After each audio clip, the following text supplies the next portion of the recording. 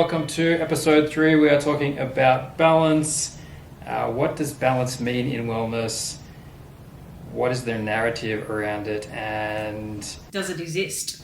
Is it possible? That is it. I'm on the fence. So I did a juice cleanse 2 weeks ago, as we all know, and it was the very extreme end of not being balanced. It's very restrictive.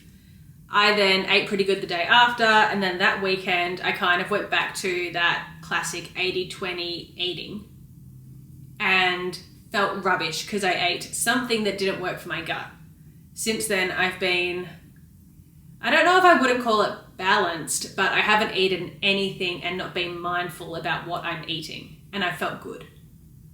So for me to be balanced and have a period of eating whatever I want also means there has to be a slight discomfort that comes with it. Why is there? What's the discomfort from? Just my gut not liking certain foods. So I think if you have someone that, or if you are someone that doesn't have any sort of IBS, any sort of SIBO, any sort of, say you're a celiac, something like that, then balance is always going to be a lot easier. But if you're someone that has to eat a certain way for a certain reason, you can only be so balanced and feel good. Right, so you're saying like if for example my stomach just doesn't like seafood, and being balanced is including that in my diet, then that's just going to be causing problems for myself. Yeah, say seafood's something you like and you have to cut it out, there's an element of restriction there. And to me, balanced is there is no restriction. You eat whatever you want within moderation, and for some people that just isn't possible. That would sound like balance, like if it's eat whatever you want, isn't that free for all? So I think the issue is, what does balance mean? Is balance, like I said, a free for all, eat what you want, do what you want, or is balanced more like intuitive eating? And is it just eating, or is it your entire lifestyle? What are they in social media around? Like, what do people think about? What do they claim with balance? It's just good and bad things? Is that all they mean? Social media is a funny one with balance, because I feel like people like to claim they're balanced almost to kind of tick off the box that I swear I'm not restrictive. Like, they'll show this crazy restrictive life, this crazy planned routine where they get up 5 a.m, they have their lemon water, they go for a walk, they come back and have their matcha, they do Pilates, it's very structured, but at night they'll have a little bit of dark chocolate. So they're balanced, it's okay. They're not restricting their lifestyle. It's almost there to make someone more human. Okay, so they really just mean I can eat garbage as long as I occasionally eat something that's not garbage. Yeah, and that's why I think this balanced thing is almost hard to work with, because what is balanced?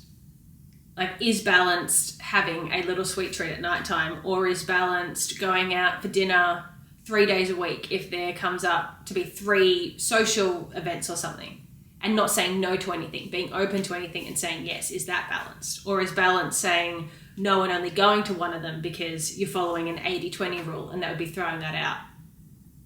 Like, how far do you take balanced? So you think it's almost like people saying, I'm eating rat poison, but I've got some broccoli with it, so fine. Yeah, like, I mean, it's all these wellness influencers, so many of them vape. Yeah. I eat really well and I walk, but I suck on nicotine all day. But that's okay, because it's got no calories and I'm doing all this other good stuff for me.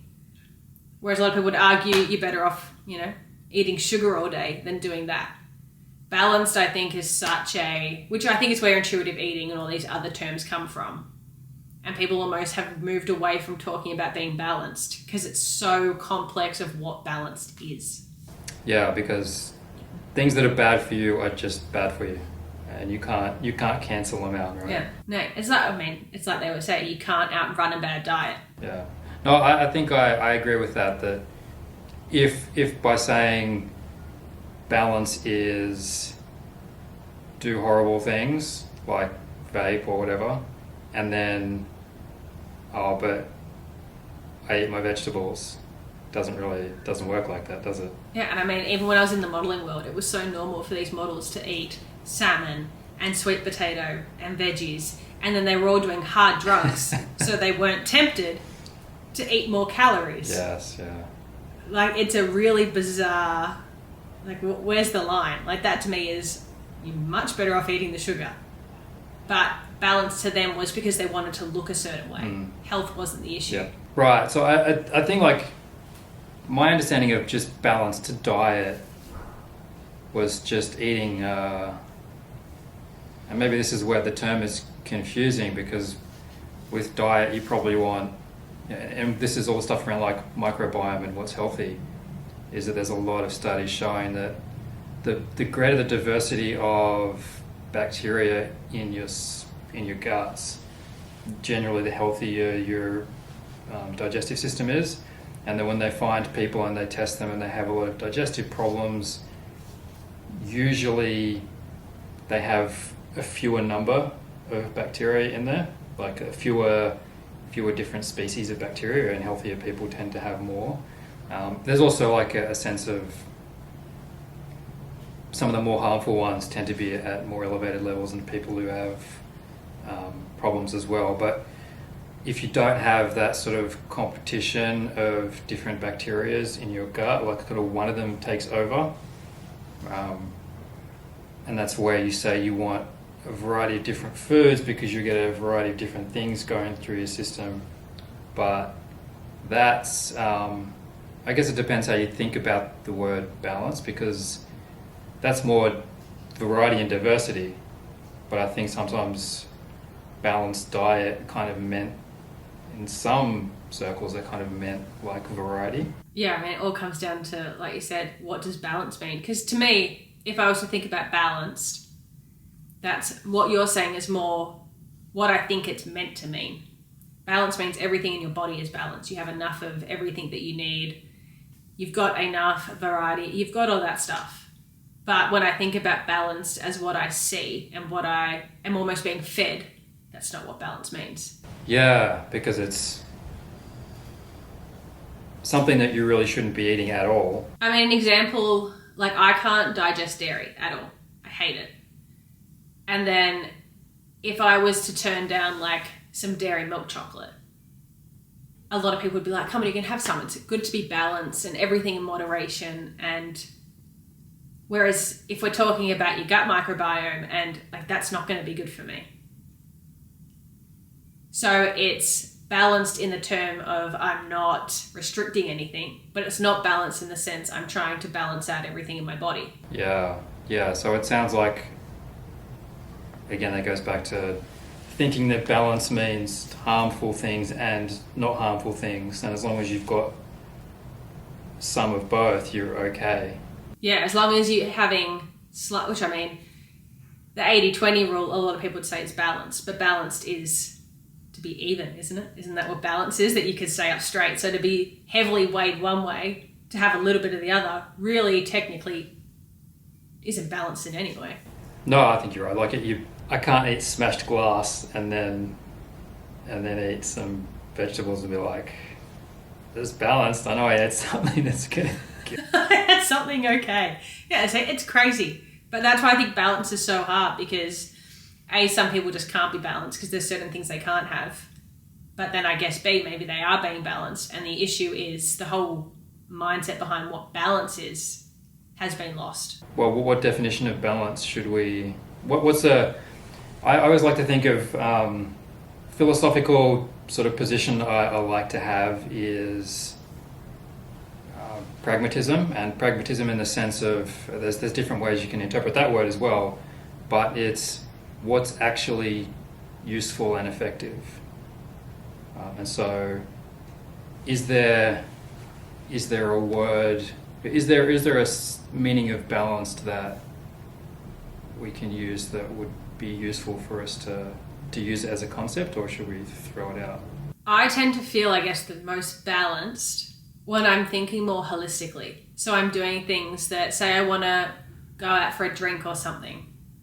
I'm going to have a drink that still makes me feel okay. I know margaritas, they're good. Tequila, lime, that's fine. I'm not going to go and get a thick, creamy pina colada.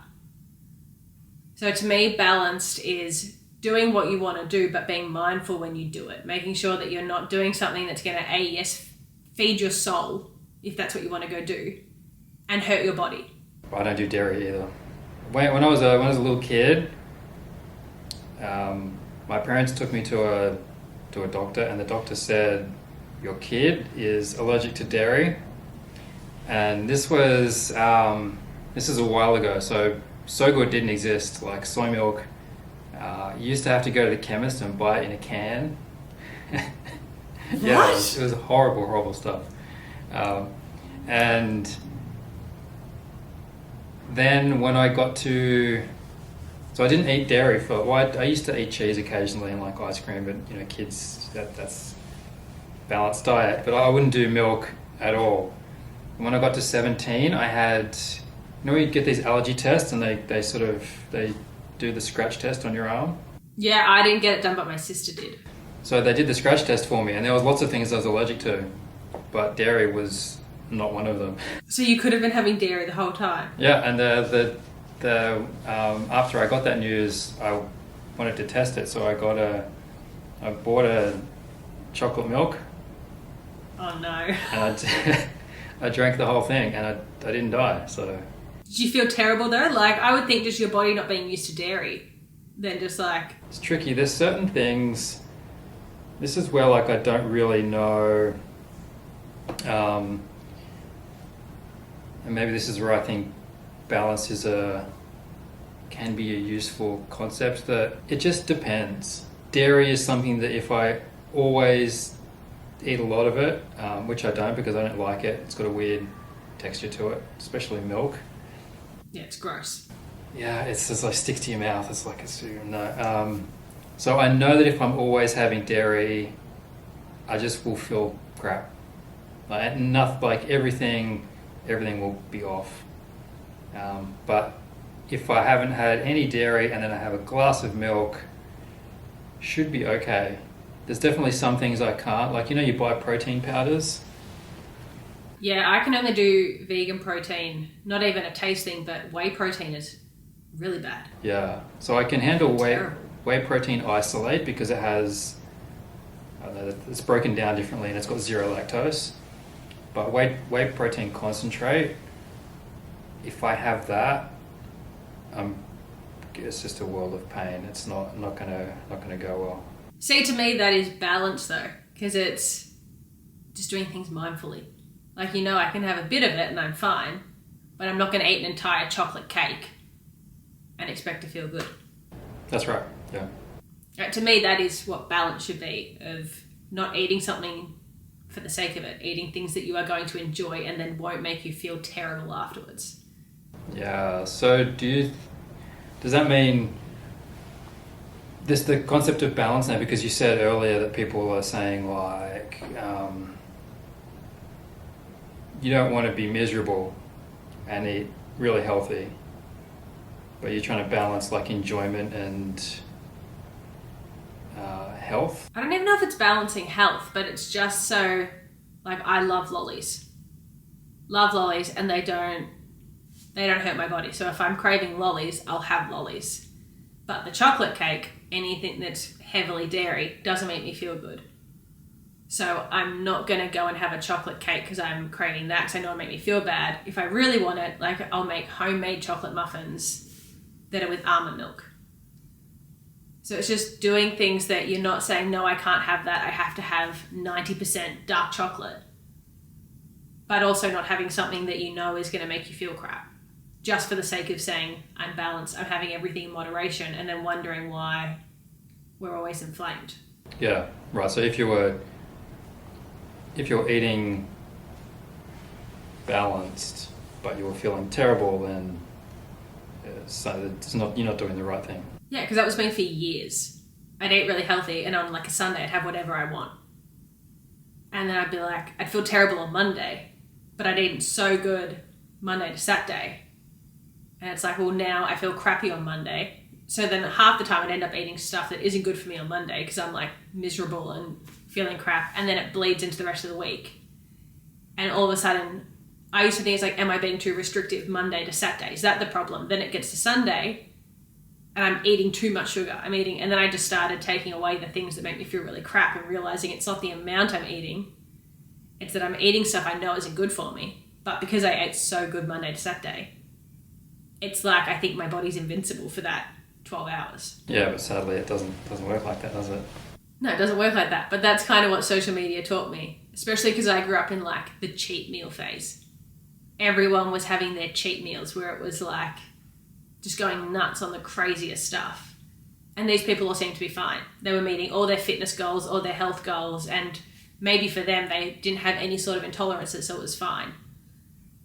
But the information that young me perceived that as was, if you eat healthy Monday to Saturday, then on Sunday you should be able to do whatever you want, and Monday life's back to normal. Yeah, there's a lot of studies about binge drinking possibly being like if you had one drink every night or two drinks every night versus if you took all those drinks and had them on Saturday.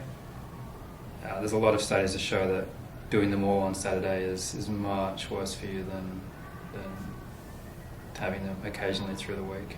Yeah, I mean, one thing my partner's always said is, he's going to kill me if I get this wrong. I think it's LeBron James, the basketballer, has 2 glasses of red wine every night, and he would be arguably one of the best athletes of all time. There's a guy who went on this diet and all he ate was Twinkies. You know those...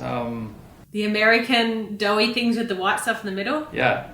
Yeah, I know. Yeah. That's all he ate. But he... I can't remember if he even worked out or not, but he only ate those. But it was calorie restricted, so he wasn't able to eat many of them. And he did it for like a month, and all of his blood markers improved and he lost weight. Was he in a calorie deficit from what he was eating, or just eating the Twinkies at the same calories? He was on a deficit because he was also, part of it was to lose weight and to see if it was possible on... I see. I don't think I would put money on if you only ate Twinkies for the next 20 years. I think you would, at least your guts would be pretty unhappy. But wouldn't have been a lot of Twinkies because they'd be high calories. That's right, yeah. So it'd more be miserable. You're not eating a lot of food. I mean, it's definitely not balanced. No, it's definitely not balanced. I would love to know as well if by the end of it what he was craving. Like, do you eat that much sugar constantly and still just keep craving sugar? Or at some point, does your body actually crave other stuff? That is intriguing as well, because I find, depending on what I've been eating, if I've been eating healthy and then I don't, I'll just desperately, like if I've been eating lots of vegetables and salads and stuff like that, and then I go a day and I haven't had any, that's what I crave. But if I've been eating less healthily, then I don't crave those things as much. Your body kind of gets used to what it gets used to, and then it wants that. Yeah. I mean, I think the other thing as well I find with all that stuff, that I think is how most people are probably meant to be. That your body, when they say intuitive eating, your body does know what it wants. I think so many of us have ruined our body's intuitive eating cues. Like, I know from, it's nearly 10 years ago now that I was modeling, but still my hunger cues are messed up. And what I'm craving is messed up from being so heavily restricted for 3 years. Like, just 3 years of my life messes up so much of that sort of thing. So that's as well, I think, balance can get hard when like that your body isn't craving what it needs. I mean, there's people that live off McDonald's. Like, there's been so many documentaries about that sort of thing. Do you remember? Supersize Me? Yes. Yeah. Yes. I remember he got to the point where he actually just kept craving the McDonald's. He got to that point he wanted, like you said, his body wanted the good stuff, and then all of a sudden it went the other way. And he just wanted more and more McDonald's.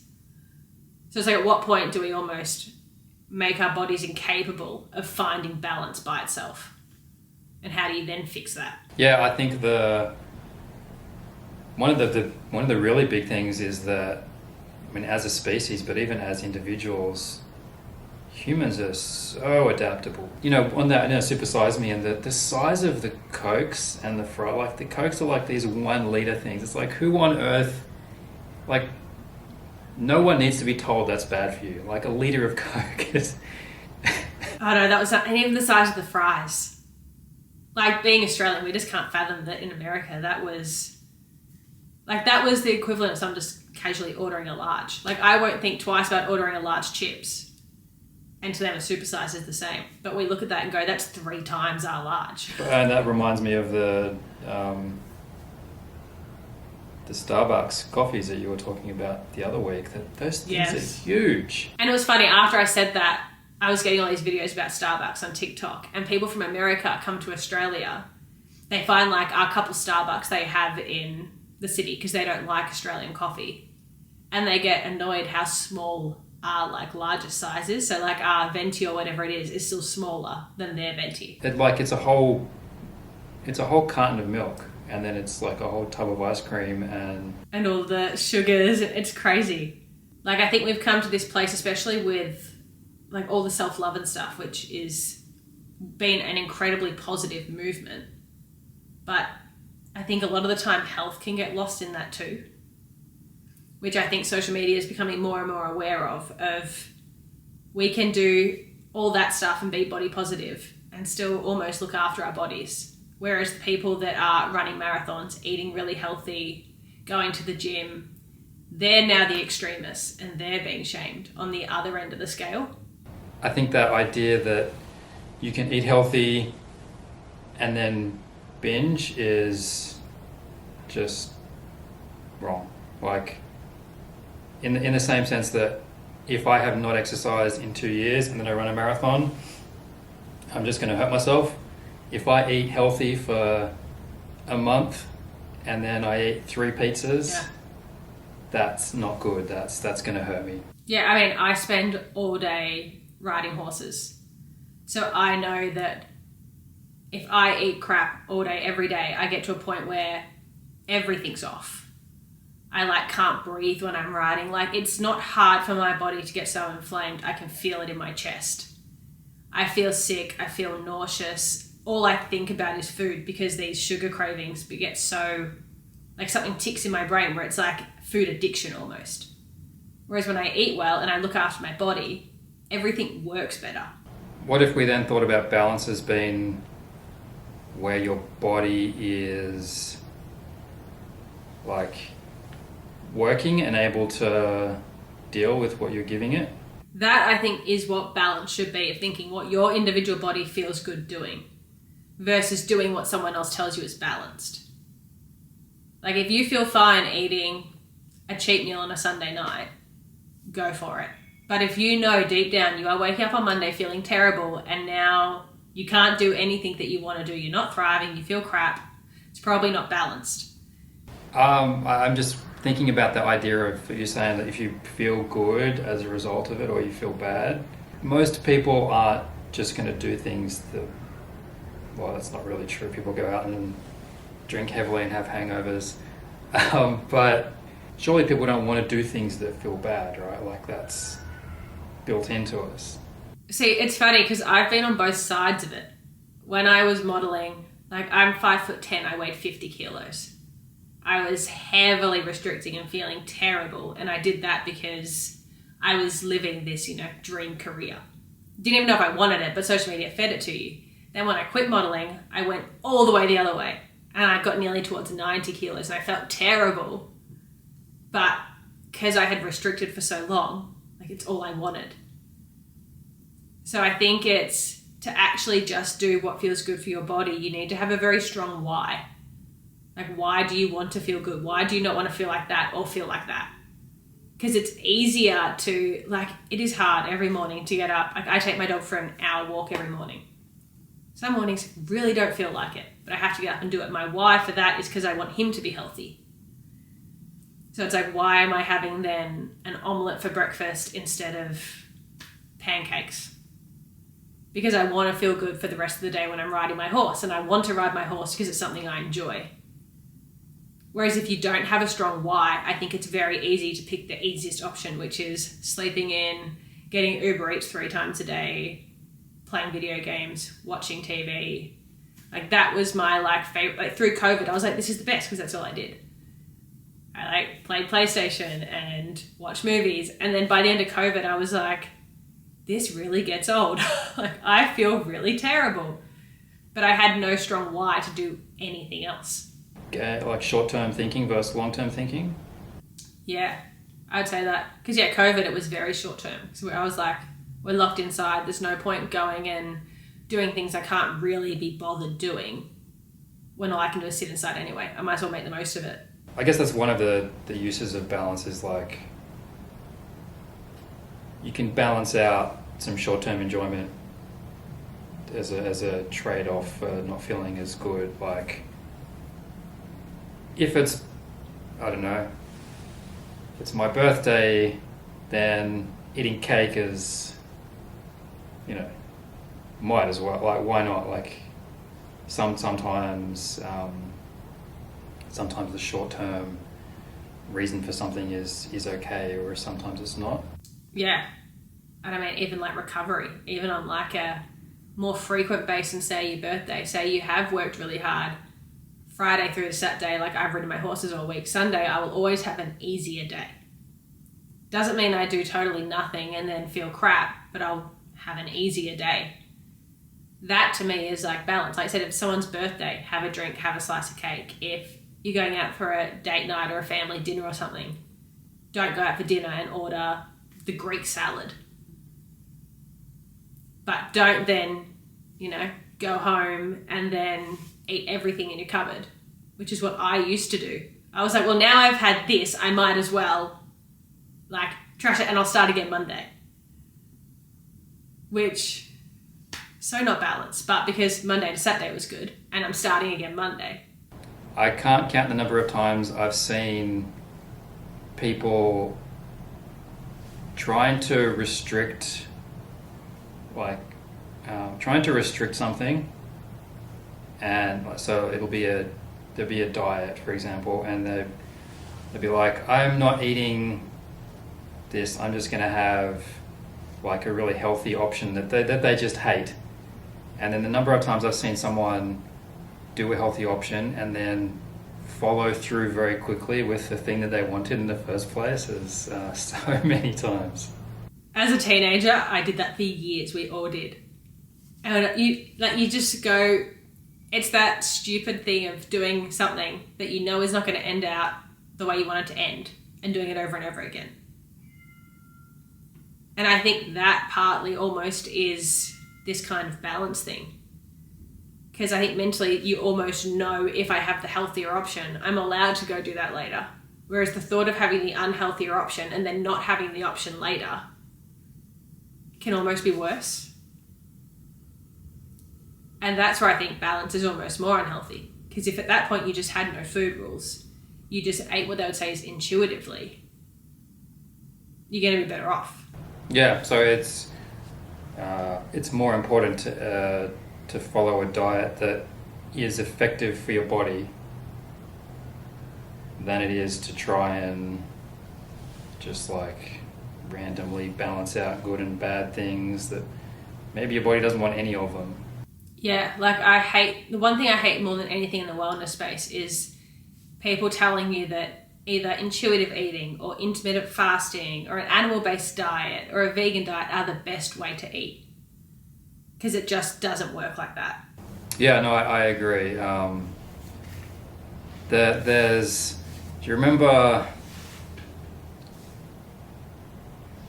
it's not really that big anymore, but paleo was this big thing, and the argument for it was something like that we used to be cavemen and we hunted mammoths and we would eat the mammoth and we would eat the whole part of the mammoth and that would be all that we ate.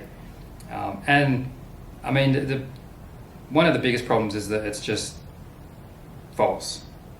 All you have to do is look at human teeth. That you know, we clearly are not carnivores. So it's funny you say that, because the exact time the paleo stuff was happening was when I was vegan. And every vegan's argument was like, have you seen a lion's canines? Yeah. And I think there's some people in that vegan space. One of the important ones is that if you look at our teeth in our mouths, like the thing that we're really good at eating that other animals are just not as good at is starches. Yeah. But then that's all well and good. Like, and the other part of it is that they're looking around campsites and finding that it was just bones. They're like, why don't I find any zucchinis or any like oats here? It's like, well, because that's bones last a lot longer. So Yeah, I mean, I remember the argument was also, if you go like even further than our ancestors, we were like monkeys, and monkeys just eat plants. So it was just a funny argument on both sides of like, to eat the way we were eating thousands of years ago, and that be the excuse of that's how we should eat now, when we have so much different. I mean, the environment now is so much different. Our food is not as fresh as it was when we were hunting it ourselves. We don't know where our meat's coming from. We don't know where our fruits are coming from, what they're sprayed with. We don't know what sort of toxins things are covered in. You just can't use, I don't think it's a reasonable excuse to say that's the best way to live. But it also ignores everything that we learn about diets and what works, like technological advancement. We know more about food now. Not only are humans adaptable and we can learn to eat different things, but we learn more about nutrition. And life as a caveman was short and violent. Yeah, well, I mean, I compare it a lot of things to horses, but I have a wild horse that came from the Kosciuszko National Park. His life expectancy in the wild was 9. His life expectancy now is in his 20s. Like, I don't want him to eat the way he was eating in the wild because, like you said, it shortens the natural lifespan. We can actually do things now to prolong our lives and make our lives better. Why would we go and eat the way that we had shorter lifespans? So some of the wellness trends that are around balance, like do you think, have you tried intermittent fasting at all? I did. So my fiance does it. I tried it for years. Not years. I've tried it for the last 2 years on and off. I did it fairly consistently last year, and I found I lost quite a bit of weight, but had all the gut problems I've had. The last 2 weeks, for the first time in years, I've consistently started eating breakfast in the morning and like at least 40 grams of protein breakfast, like a really high protein breakfast. And my gut has been the best it's been in years. So for me, it doesn't work, whereas for him, it works great. What sort of intermittent fasting does he do? 1 meal a day, that really, like literally to a dinner. Okay. What's the other one? Is like there's a 2-day, 3-day split or something. Some people don't eat for days and then... Well, I've not heard of that. I've heard of the one where it's like 16-8, then like 24, like they split it in hours. You're saying there's ones where people don't eat for days? Yeah. I mean, I once did a 36, was it 48? And I've done it four times in my life, I guess, and they've all been in the last 18 months. 3 of them were 24 hours and the other one was longer. Did it make you feel good, or were you like, this is not worth it? So that's an interesting question. I have this problem, and this is not a how do I put this? This is not wellness advice for anyone, because I think this is something about my body that probably doesn't function super well, and it's something that I try and deal with all the time, is that I don't really have much of a drive to eat. See, I hear about people like you and I don't believe it actually exists. Has it always been like that? Or like that to me is nuts. I did, it was almost 10, no, it was about 10 years ago now. And so I occasionally eat, I'll eat vegan now, but I don't exclude meat, I just try not to eat it for every meal. Yeah. So, and I just find that sort of encourages me, and I think the problem is that if you eat meat and it's every meal, then what you end up eating is like bacon and egg roll, and then for lunch it's like something, and then like steak and chips. Like, I think reducing meat intake by, not always, but often increases intake of other foods. So, but yeah, I did, I can't remember the guy's name, anyway, his whole thing is like low fat vegan. And so I did that, and that was probably the one time in my life while I was doing that where I just was getting hungry, and I would see like a picture of food that was like higher in calories, and I would just be like, oh my god, that looks but because otherwise for most meals I would prefer not to eat. And so, and I always, like, I go, it's breakfast, I have to eat, it's lunch, I have to eat. Like, it's more of like Well, they say you either live to eat or eat to live. You are very much a eat to live. Yeah, pretty much. Yeah. So fasting, you just drink coffee. That's what I did. If you told me I had to fast and not drink coffee, I would probably just scream the whole time. So just black coffee and you're good. Yeah, which I think is, strictly speaking, that's not zero. Like, there's some carbohydrates and some fats and maybe some protein, because even though you extract hot water through the beans, there's going to be something in there. So yeah. But and the 36 was tough, because eventually you do get hungry, but then you go to sleep and you wake up not hungry again. So yeah, see, to me it's just like I struggle with the juice cleanse because I love food that much. I wasn't even hungry, but I was like, I want to eat something. Yeah, I mean, everyone I know is like you. They love food. I decide to eat versus needing to eat. That's so interesting. So yeah, intermittent fasting. I found, and I had a bunch of stomach problems last year. I could never figure out what caused them. It lasted for ages, and everything that I knew about, like how to make my body happy with food again, or make my digestive system happy, none of it worked. And this went on for months, and I could not figure it out. I did do, in that time. I did do.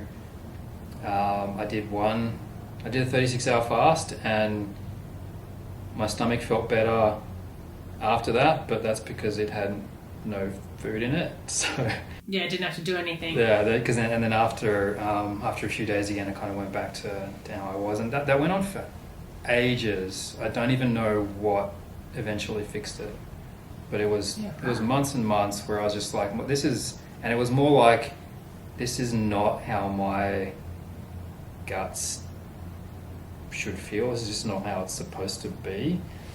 And then I just kept trying to do the things that have always worked, and then like eventually everything's kind of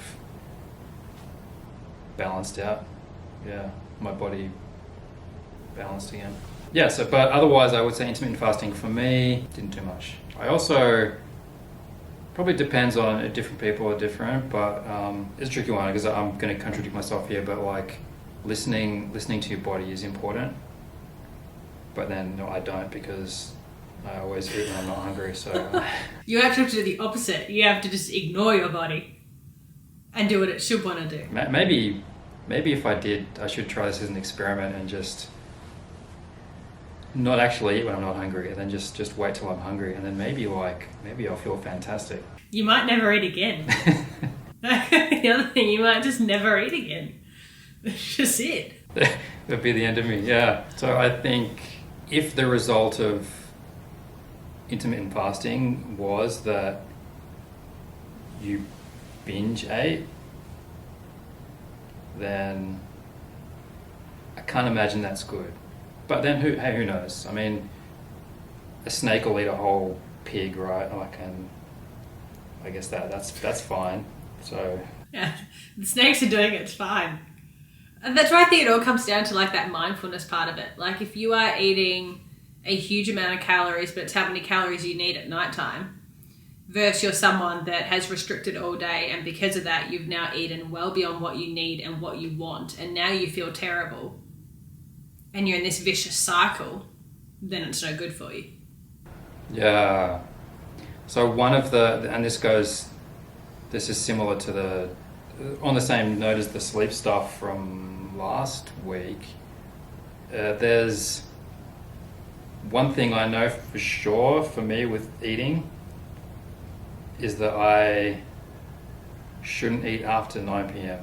I mean, I think that's a lot of people. I shouldn't, but I just can't not because I like food. I think they always say you should stop eating around 8, 9 o'clock. Yeah, if I eat after 9 p.m, it's most likely I won't be asleep before midnight, and it's also most likely that I will feel horrendous the next day. I mean, it depends it depends how much you're eating, but like especially if I eat dinner, if I have a meal after 9 p.m, then the next day I'm gonna just feel wrecked. Yeah, well, they say you should not go to bed on a full stomach. That's like one of the number one health rules. But I think so many of us, like, I like that feeling of going to bed full. See, this is probably just getting just off topic a little bit or just diverging, but like most people enjoy feeling full. Yeah. Yeah, and I don't. I actually, though, was saying there was a singer called Peach on TikTok. Yeah. She's lost a huge amount of weight and everyone was accusing her of not eating. And she said, no, since I was little, I've had this thing where I can't handle feeling full. Mm. So you're not alone, because she did say that. And she was like, I like food, but the feeling of it, I just can't get over. Yeah. Whereas, and like some people, I like the whole volume eating thing, where I can eat a normal amount of calories and feel stuffed. Like I've eaten a Christmas meal. I love that. I think Christmas last year was the first time I ate enough to be uncomfortably full in a number of years. And I was very, very unhappy for the rest of the day. Sick, Christmas was ruined. We've talked a lot about food and balance. Some of the other stuff I've got here, balance in terms of use of technology. So you tried a digital detox or anything like that? I spend way too much time on my phone. But I'm like, I don't even know it's in my defense. My phone is my life. Like, my entire life is creating content either for FLCK or my stuff. And then I've got other social media stuff I do. And if I'm not doing that, for me to be good at my job, I need to know what trends are up. So only way to really know what trends are on their way up versus when they're already saturated is by scrolling and recognizing. So if I was to do a digital detox, I would probably feel good mentally, but professionally be kind of stuffed. So I think living in a technological time makes it harder unless you have a job that isn't reliant on it.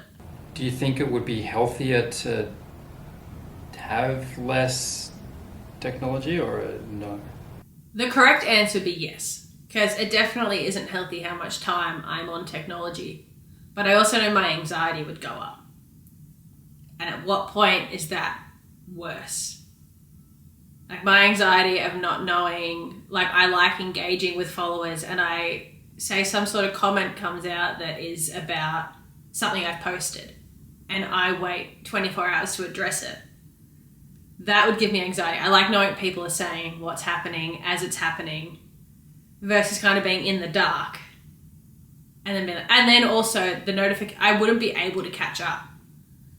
Like you end up so flooded with stuff that you've kind of got to lose the last 24 hours because, you can't go through thousands and thousands of comments. So I think it would be healthy, but I'm a naturally anxious person already. I think you have to almost be a Zen sort of person to be able to do something that's going to make you feel uncomfortable. And as you said, it's part of it's the career thing. Yeah, like it probably would have been easier a couple of years ago when it wasn't. I would have still been lost because I grew up with Instagram and all that stuff. So it's all I've ever known. So I would have been incredibly bored and instinctively forever grabbing it, where my phone's meant to be. But the anxiety wouldn't have been there because it's not impacting other parts of my life. Yeah, I guess if you were training for the Olympics, you probably excessing in certain things or probably overtraining, all kinds of things that probably we would tell people that's not really healthy. Yeah, well, that's when we'd say you've got orthorexia. Like that's the classic, you exercise too much, that's really unhealthy for you too. Yeah, but if it's for a purpose, then it's different, right? Yeah, I think that purpose thing's a big thing. Because even like the Victoria's Secret fashion show is coming back. And there's been so much commentary on that of people saying whether they want the really skinny models back or the bigger models back. And people saying they want the skinny models back. And it's not saying that everyone has to be that skinny. They are that skinny because it's the Super Bowl of modeling. So there's that purpose behind it. And same with athletes. They are exercising that much because there's that purpose behind it. And even bodybuilders that go on those crazy diets, and jockeys that sweat out 3 kilos before a race. Yeah, which is all not balanced, but you can't be balanced and be the best at something, right? Yeah, not in those sort of things. Like you can't be balanced, be a jockey. There's no way that's happening. Yeah, or on the other extreme, a sumo wrestler or... Yeah, exactly. It just would not be possible. Yeah, and as I know in sort of my career I did for many years, like programming, that the amount of time you spend sitting in front of a computer in the same posture and also not interacting with other humans is crazy extreme. Yeah. But for the people who do well in it, that's just... just kind of par for the course. It's even funny, like you look at shows like Billions and The Wolf of Wall Street.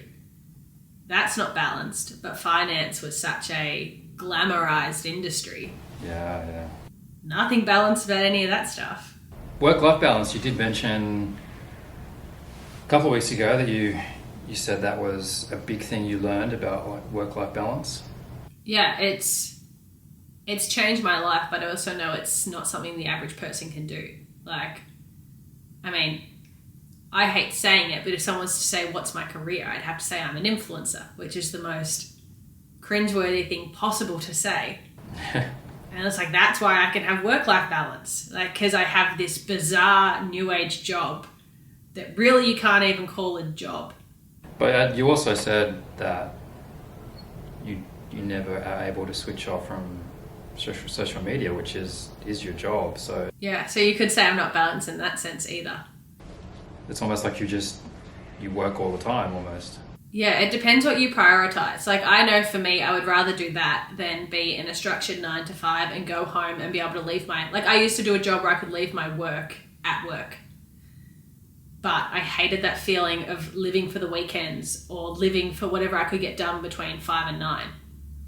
But for some people, they're probably actually going to prefer that. And that's where I think that balance, it does depend what balance is for you. If you would rather do that and then know your weekends are free to do what you want and you can go do what you want after work versus be doing something and working for yourself, the hard part is sometimes getting yourself to do things. I procrastinate now worse than I've ever procrastinated. How long did you do a 9 to 5 for?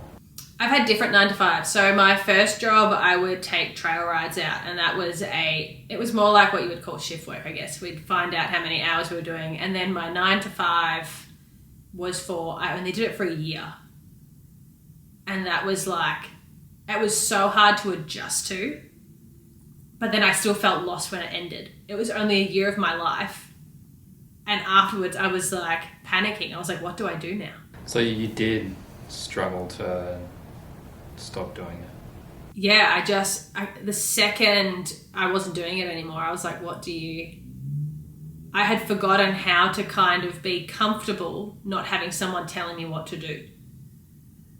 Like, I liked being told, this is what you have to do, this is when you have to get it done by, and if you do that, you've done your job well. I mean, it's like a lot of evidence or research that when they have people in prison for decades, when they get out of prison, a lot of them, they want to go back because they just can't comprehend life without that. Yeah. So how much we adapt to what we do. And if you have a 9-to-5 job all the time, I'm just trying to think. I didn't really have to do it with COVID.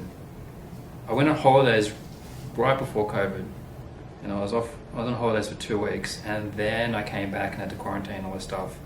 So I didn't go from 9-to-5 work I didn't do a straight cut. But I imagine for other people it would have been difficult. Yeah, I mean, I had friends that did that and they were so depressed because they didn't, like one of my best friends, she used to say she doesn't know what to do. She'd wake up and I still had, because that was before I was doing a 9-to-5. I was going about my normal routine as best I could. Whereas she was like, what do I do? Like, she kind of wake up and look at the wall and be like, I'm lost. And she would kind of do those things. Like, she was just, she was saying she just couldn't stop eating. And at the time, she wanted to actually pass the fitness test for police academy. And I remember she was battling really hard with that because she was like, I've got nothing to do but eat. I don't know how to function without having this very, very structured work day. But then it was also impacting these massive goals she had for when COVID ended.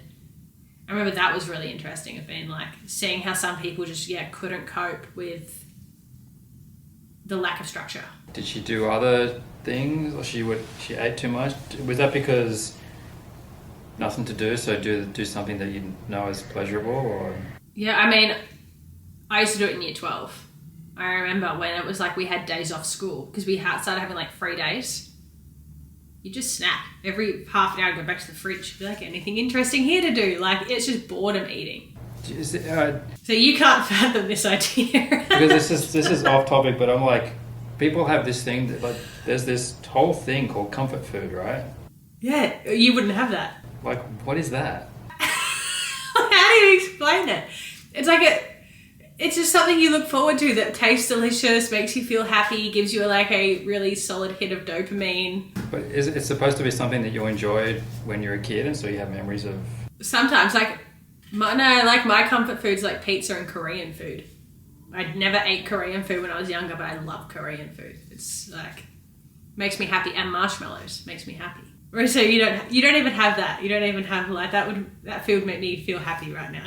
I mean, I do eat way too many burgers. So is that because you like them, or just because it's like an easy, convenient thing to eat? Yeah, I do like them. So maybe I do enjoy food, but it's more of a like, it's elimination that I just know that all the other things I don't want. Burgers are just the best option. Yeah, but during COVID, breakfast would be cereal, but there was about, I'd say 6 months there where I ate the same sandwich for lunch. Well, I would eat more than one sandwich, but I did the same sandwiches for lunch and dinner for 6 months. See, I can relate to that. I get hyper fixated on meals. I'll eat something till I hate it. So it probably is. I mean, I think, and no, I could probably eat one of those anytime. And it's just like multigrain bread, chicken, and sauerkraut. Yeah, right. So really, really simple. Yeah, I don't do like condiments generally. Neither do I. And everyone says I'm weird for that. No, that I get. There is some, like, I can't stand, other than a bit of tomato sauce, I've never understood eating something that tastes good and then like mixing that flavor with something else. I've never understood the concept of sauces, ever. No, right. Well, that's not that unusual then. No, see, there's some normal things there. Anything else on balance that we didn't talk about? I don't think so. It's such a weird topic, so I don't think there's even like it's kind of merged off to so many different places. Because balanced, like the big thing is what is balanced. Yeah, so I'll sort of recap, well, what I think, and we've already been talking about it, but like in general for me, listening to what your body wants, which can be difficult, but I think that's really important. Like you know what's going to make you feel good tomorrow or next week and what's not. And so in the moment thinking about that is helpful, like what you kind of figuring out what your body needs. So that's one of them.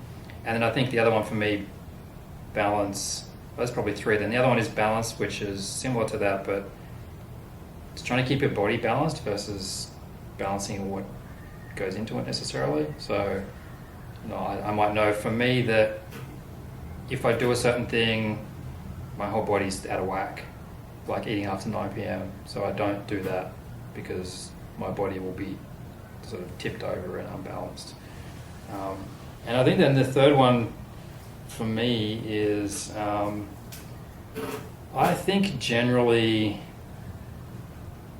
not necessarily excess is bad. Like I think doing too much of something is alright, but I think like extreme excess is almost always harmful. Like, that's sort of like eating everything in your fridge. It's probably, even if you've eaten nothing for a day, eating everything in your fridge is not going to be healthy for you. Yeah. Smoking is always bad, but if you didn't smoke or you quit and then you smoked a pack in 30 minutes, then that's terrible. And were you talking about people drinking like crazy amounts of water and making themselves sick as well? Yeah, over drinking water. Even that, and people died from, usually because they're on drugs. I think there's MDMA or something can do this, that it'll make you just keep drinking, and you can die from too much water. So like that's bizarre. I think any like real extreme things, generally, your body can adapt, but if you push it too far, it can bend and change. If you push it too far, you can break, you can hurt yourself. So I think for me, that's balance is kind of those three things. For me, it's just mindfulness. Yeah. I think balance is just, instead of thinking of your body as this mathematical equation of working out what you've put into it 80%, so you can work out what you can put into it 20%. For me, balance is not having any numbers, not having any rules, but genuinely just thinking what is going to make me feel good. Yeah. And if I'm craving something, I'm not going to go and have, like if I'm craving chocolate, I'm not going to force myself to eat kale. But I'm going to have chocolate that makes me feel good. I'm not going to, because I've hit my 20% limit, go and have something my body doesn't want, and like you said, end up then eventually ending in a binge cycle. Balance to me is just being very mindful of what you put in your body, and thinking about what not only satisfies your body but satisfies your soul too. Yeah, okay. What's the soul part? Is that like enjoyment, or is it like meaningful things, or? Yeah, for me it would be enjoyment. Because I've like so many times in my life been really set on, specifically when I was modelling, set on a real goal, and you get there and you kind of get this feeling of, that was it. I missed out on so much of life and tormented myself, not allowing myself to eat certain things to, get that few kilos lighter, or to get the job, or to look good on Instagram, or whatever the stupid goal is. And it's like, it's so empty. With the modelling stuff, like if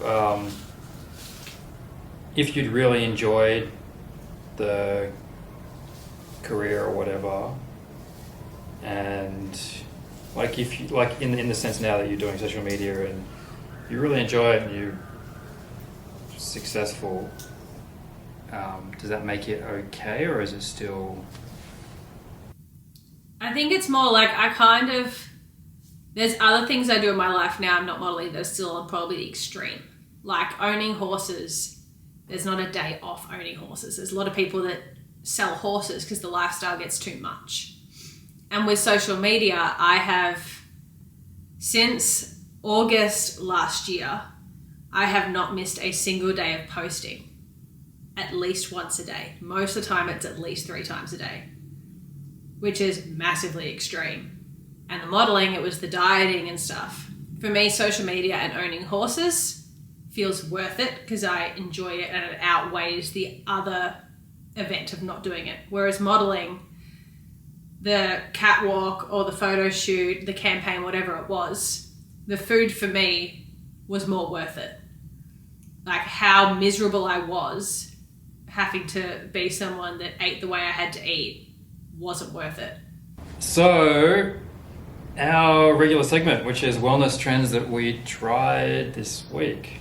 What did you get up to? Well, thanks to Melbourne's weather last week, mine was 2 weeks this week of doing it. I had bone broth every day, majority of the time twice a day, because TikTok sells it as the miracle cure. Nothing happened, shockingly. Nothing bad happened. Nothing bad happened, nothing great happened, but I'm still drinking it because I quite enjoy it. So I guess that's a positive. It's a warm drink that supposedly has health benefits. It's not going to hurt me, but nothing magical happened. Okay. We'll have to think of some things to try that are magical. I don't know. Well, I'm trying aloe vera this week. Okay. This week. Drinking it. Having a shot of 1/4 cup of it every morning. Just straight aloe vera juice. What does straight aloe vera juice look like? It's just clear. Is it lumpy? No, so that's I think summer, but that's the sweet aloe vera drinks you get that have those clumps of aloe in it. Yeah. This you get from health food shops and it's like bitter water. It doesn't taste great, but this is another one that they say is incredible for everything. So I thought, why not continue on that train? Okay. I wanted to do Pulsetto, which is the vagus nerve stimulator. Yeah. I'm still waiting for it to turn up. So I don't know what's happened. So the one thing I did last week, anyway, was a IV drip with, there was a few things. There was NAD plus in there, and then a vitamin cocktail. Now people swear by this. People love the IVs. Yeah, I mean, I'm pretty skeptical of everything. So the skeptical side of me is thinking, why go through your whole digestive system, which is designed to give you nutrients? You just cut out the middleman and just go straight into your bloodstream. Surely that's yeah, exactly. Why not? So I didn't really notice anything while it was happening. One interesting thing that did happen was that there was interesting tidbit for anybody, that there was a little air bubble that came down the IV line. Is that normal? Well, every time I've seen a movie like that, they often they kill people by injecting air into them, right? So you were panicking. Yeah, in my head it's air bubble means you, if you get injected with an air bubble, you're going to die. But it was a nurse, I believe. The nurse that was there was not at all concerned. After she was trying to get rid of an air bubble, which was quite a long one in the tube as it was coming down. A little bit came through. After it went in, I googled it because am I going to die? And that's it. Apparently no, apparently the little tube that the drip is in, the drip comes down the tube. Yeah. It's very, very thin. So it looks like a lot of air, but it's teensy amount. I see. So I was worried. It's an illusion. I was worried that I was getting injected with a big air bubble. It was going to go to my heart and stop my heart, but no. That's it. Didn't notice anything the day after, like in the week after, really. The one interesting thing, I was not imagining it, but I'd have to try the whole thing again multiple times. This is not a rigorous study, but the same day, or like a few hours later, my eyesight was twice as good. I feel like you can't imagine that. Different if you have 20/20 vision, you don't wear glasses and you're like, oh, I think everything's clearer and brighter. Yeah. But like, to have glasses and then go, no, actually now I can see. I feel like you can't imagine that. It was really strange. Yeah, my eyesight was much better. Yeah, see, I think it has to be linked. Or it's a very strange coincidence. There's a multivitamin cocktail after that. I have an interesting, like I think I mentioned before, I took multivitamins from like the age of 18. And I just pumped my body full of them. Not only multivitamins, but like everything I could find. And it took me a long time to accept the research I was finding. But the evidence kind of says that supplementing with multivitamins will make you live longer and be healthier, but there's also evidence that it's the opposite. Oh, I didn't know that. I've heard they can do nothing, but not they can do the opposite. Yeah, or there's probably most of the evidence, like the broadest is that, the rest of it goes out in your urine. But I just don't know if this is kind of just opinion, not really anything beyond that, but there's a lot of things where, in the paleo crowd were about lectins, like don't eat beans. Never heard of it. They were like, you can't eat beans, like legumes.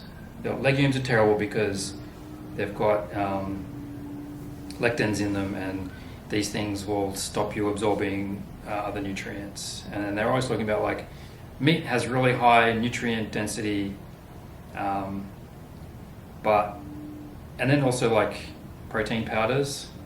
Like there's this seems to be this. I use them, but it seems to be this universal opinion that protein powders are always and at any time a good thing to have.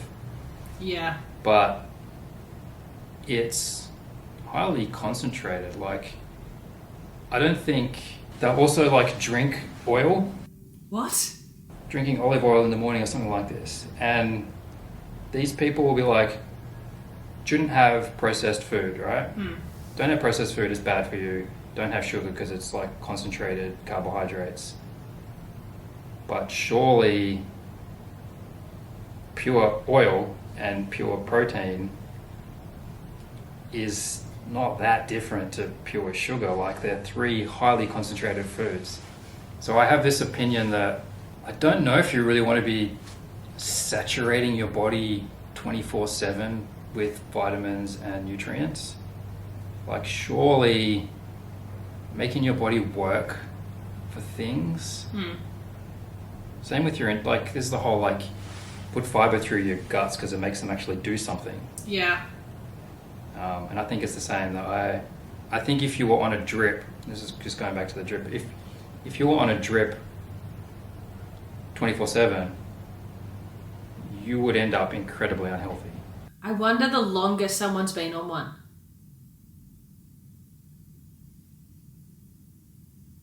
There would have been some crazy person that has hooked themselves up to one for hours. And I guess if you're in a coma, you want a drip, or are you just... No idea. It would be interesting though what happens if you were on one. Maybe you can go do that, hook yourself up to one for 24 hours and see what happens. And just having no food going through your system. Well, I mean, there are people that are drip fed. Like when you get to the point of anorexia where people won't eat, that's what they do. They put them on, I don't know if it's a drip, I don't know what happens, but they feed them a different way. Oh, yeah. So I was just looking it up. 30,000 people in the US rely solely on IV fluids to meet their calorie and nutritional needs. Yeah, there you go. So it's doable. I don't know how you'd feel, but it's doable.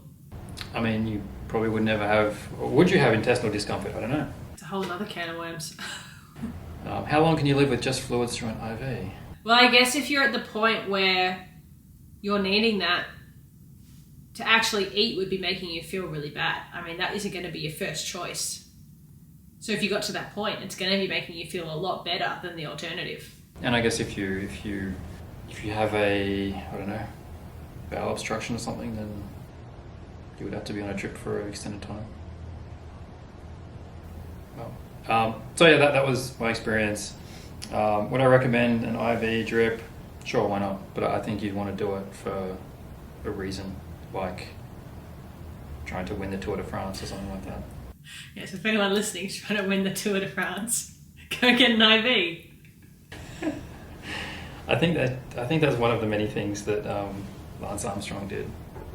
I know you get them if you get Bali belly. Like, that's what they recommend. In Bali, they have all those IVs that, like, come to your house. Really? Yeah, like to the villas, you can order in an IV.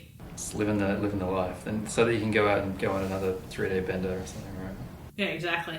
Well, that is it for today. I've got a topic here for next week. I don't know if I shared it with you yet. No, I mean, interested. What is it? I think you'll find this one interesting. It's detoxing. Oh, yes. Myth or miracle? I mean, I think it's a myth, having done so many detoxes. Because I used to detox just to get myself to a point where I could then start making myself feel good. That's all the detox ever was. It was like the juice cleansers was just when my gut was so inflamed and so uncomfortable. I just wouldn't eat for 3 days. I just have juices so I didn't feel totally terrible. But I was exhausted, I was fatigued, I had cravings through the roof. Then I would start to heal my body. But it did something. I mean, I was listening to a podcast the other day where someone did a 30-day juice fast. They said it was the best thing ever, but they were doing it for spiritual reasons. So I guess it depends on your why. They would think detoxing is fantastic, but they're doing it for a different reason. Yeah, I'm definitely intrigued. I'll have to do a bit of research during the week. I don't think you can actually detox per se. Well, it's what our liver's meant to do, isn't it? Yeah, unless you were eating. Who knows? But but then, does that mean that the thing that you do when you're on a detox is there could be good things in there, like, you know, you could be giving your body a break from certain things, not necessarily toxins, but it could be, you know, giving your body a rest, maybe not detoxifying. We'll find out next week. Until then. See you guys.